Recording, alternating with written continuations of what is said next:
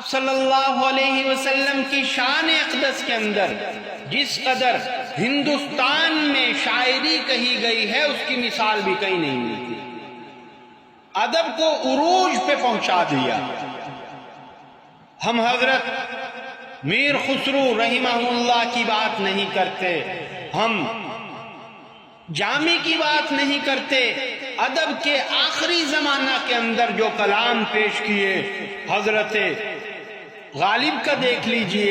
حضرت غالب اور اس کے ساتھ جو ہے وہ آپ حضرت جگر مراد آبادی رحمت اللہ علیہ کا کلام دیکھ لیجئے، آپ اور دیکھ لیجئے. اور اگر آدمی مذہبی اور عالم دین یا صوفی ہے تو اس کے کلام کی چاشنی جو ہے وہ دیکھ لیجئے.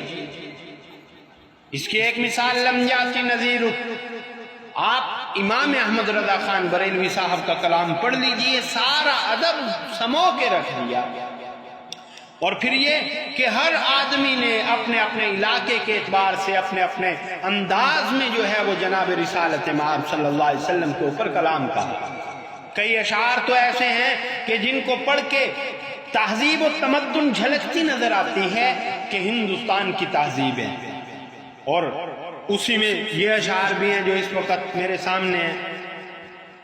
کیا کہتے ہیں؟ میں شبھ دن کی پیاسی، میں چرنوں کی داسی، تیری جستجو مجھ کو صبح و مسا ہے.